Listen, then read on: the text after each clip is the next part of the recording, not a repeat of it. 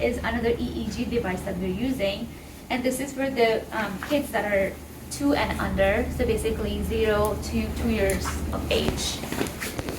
So one of the things that you have to kind of remember with the Brainz is that there is needles. So a lot of families and a lot of nurses, they get like, worried about that part. So yes, the needles are painful, but they're like really small and intradermal. So hopefully it's not too painful. But then most of our kids who are getting Brainz, they just had a seizure, or they are like, lethargic, or have been loaded with seizure medications. So they're not like that active. But just to let you know that it is painful and they will respond to it. I was thinking about it like acupuncture needles. Oh. Doesn't seem as bad. True. How you describe it. Brainz, same thing, you do need a doctor's order, and once you get an order, you do grab this monitor that you get from Overflow, which lives in the PD Overflow. You can grab this one from there. We do have some extra supplies on top of this, which is like, the manual, how to do things, and then also additional supplies that we're going to be using. So the supplies are going to be the needle pack. So each pack has 4 needles, 2 black and 2 purple needles. And then 1 pack is usually enough for 1 patient. We do not reuse the needles though. Like if it came out by accident, we do have to open a new packet and start over for that. And another thing that we do need, or it actually is always stocked in the line room. So the needles, the electrodes, and these measuring tapes will be stored in the line room. They're on the right hand side, where other gel and things you have seen before for the EEGs. So the electrode packets, so there's 1 ground electrode that you need. This packet comes as 5 in one, but we only need 1, so you can just save the packet. And if you look at it, so the grounding electrode goes on the scapula. It could be either side of the scapula. Okay, and there is this measuring tape. So the measuring tape helps us decide where to place the needles. So if you look at it, it says ear tragus right there, and then there's like a whole bunch of alphabets, and then just like measurements for you, and then these arrows represent your needle placement. So depending on the size of the head of the baby, it may vary because say for this baby, if I go with ear tragus label, it says right there, and then I go, so the arrows for the needle actually end up really closer to the fontanelle, which is not okay, because for one of the things to consider is that we have to avoid the fontanelles, the sutures, and also we have to feel for the pulse push. Not always, like the fontanelles are small, sometimes they're bigger. So if my arrow ends up right here, this is not a good placement.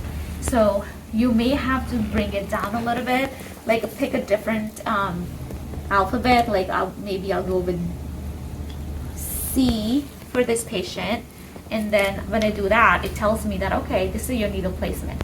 So just focus on the parietal area. Size of the baby, parietal area is the best location or the position for it. So yeah, so that's why. So you can see. Go ahead. How do you know which angle to position the needle? So actually, per Brainz manuals, there's no recommended angle. You can either face needle backward or forward, but you do have to remember to place them all at the same angle. So you can't like switch around. So if you're facing this needle backwards, make sure that the next one, which is going to be the black electrode in the back, that's also facing backwards. And then you go on the other side, same thing. The purple is backward, and then the black is backward. So they cannot be like facing each other. So that's the placement for the needle. If you choose to do the tragus and you're at C on this side, you have to be the same letter on the other side. Yes. Okay. So now once you establish that, okay, this is your letter, like you did the C, and then this is your placement for the needle, make sure you follow the same measurement on the other side. So now both of your needles are placed on the same level at the same number. And then this arrow is actually really convenient for me to know how far apart my needles are going to be.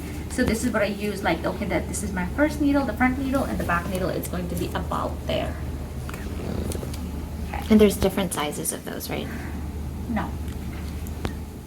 Of the measuring? Yeah, for smaller babies. So because in the NICU, I'm sure they do, but for us, because our babies, even if they're like We're always going to use that. newborn, they're gonna be full-term newborn babies. They're not like preemies, you know. Not us. Like we don't usually get them. We get them when they're already like, you know, at least full-term age.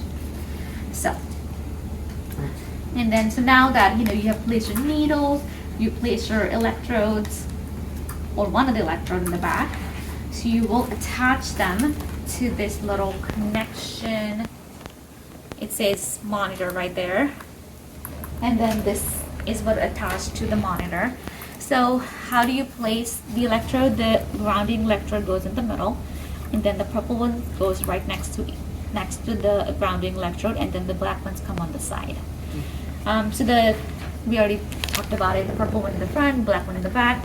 So it's not really you can place them either way, because on the picture here it just says, you know, purple, black, and then the grounding electrode. But you can switch around in the sense that you don't necessarily have to have this purple on here and this black on here. You can have this purple here and this black here, and then the other one on the other side. But as long as you're maintaining the same purple and the black on the same side, you should be okay. So once all of your electrodes and the needles are attached, you go to this monitor. So it will be, so once you turn it on, the power button is right there. So it's gonna bring you to this page. So mostly because there's already like, you know, it's being used. So I'm gonna press on patient, and then it's coming to this page. This is where I can enter all the patient's information, MR number, date of birth, and then also a clinician initials. Basically the doctor who's ordering, I can just put initials. I do not need an order number for this yet, but I do need an active order for it to start. So I'm gonna press record, and it's now bringing me to this page. I'm gonna say create new session. It's asking for the patient ID again. If I need to enter again, I can, but since I haven't entered one before, so it's not showing me anything. But then if I agree this is the same patient I'm talking about, I'm gonna say next. And then it's asking me which one am I doing. I'm doing the 5 lead one. So I'm gonna press on 5 lead, and I'm going to say start recording. And at this point, you should be pretty much done, because it does it by itself. The things to remember would be this little picture on this side. That's actually your needles and electrodes signal. Right now it's grayed out because we don't have an actual patient attached to it. So it would be red if the signal was not good, and it would be all green if the signal was good. And the other indication for that would be on the top here. Let me just go through this process one more time.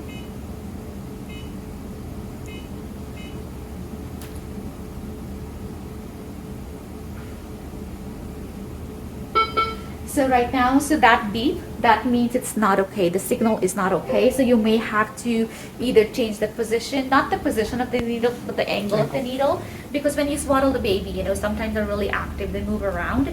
So the tape that we put on, which is Steri-Strips, and then we cover with a Tegaderm, sometimes it's possible with the hair, it can move around. So you may have to adjust the positioning of it. And that's why it's red right now. Well, we don't have a real patient, but then also in the real life, it would be red if there's not a good signal. So you can press on it, and it actually is going to tell you here, it's going to give you a picture. This is the one red, or this is the one, you know, non-working, and then you know which one to fix. And then you can close this, and then you can just, yeah, start recording, and now we can start. Do you have any other questions on that? So for applying it, you just use alcohol? Yes, so you do not need any special gel for Brainz. You just need to clean the scalp, like cleaning the skin, like any other, you know, needle insertion procedure. But one thing to remember, the needles are not MRI compatible. So if the patient had to go for MRI, you will have to remove them. One other consideration is the skin, because, you know, after all, it is a needle. So you will have to assess the skin every 2 hours. So not like 1 hour like Ceribell, but at least every 2 hours with your head-to-toe assessments like we do. And then they are okay to be left on for actually longer than Ceribell. I've seen the babies or the patients had them on for like 24 hours, which is okay as long as the skin is okay. And Any other questions? Can you unplug the machine if you need to? So, same thing, just like, cerebral we talked about, we do need to have the brains finish its data transmission. So you can take it off you can take off the needle. So once it's time to take off everything, take off the needles. You can just like unplug everything from here, but do not turn off the machine. Turn it off like maybe after like 10 minutes of everything being done, because that's the time it's gonna need for transmission. How long's the battery life on the machine? So the machine actually needs to be plugged in the whole time. Continuously? Okay. Yes. So make sure that it's plugged in all the time. I do know that, when we transfer the patient's going to the bathroom or something, or we're moving around, we do unplug. But then, yeah, that's one thing to remember, because this device does not store anything. It just transmits. So if it turns off by accident or the battery is too low, it's going to lose some data in that transmission.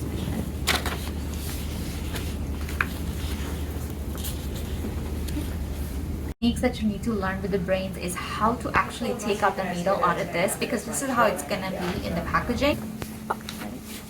So one of the techniques that you need to learn with Brainz is the needle. How do you take it out of this little blue thing? So this is how it comes. It doesn't even look like a needle. So you are supposed to squeeze the sides and then Push it forward. push it forward, just like that. It's not always going to be easy, because a lot of times it just bends inside. So technically this is how it's supposed to be. And then once it's like that, you can just grab it with your gloved hands, and then you thread the blue part away from the skin. So the blue part stays on.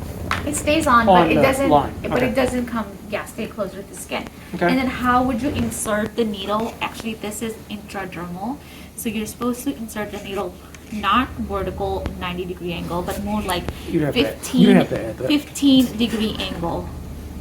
I was gonna say the angle has to be super. So it's like Shallow. 15 degree, just like a placing a PPD. Okay.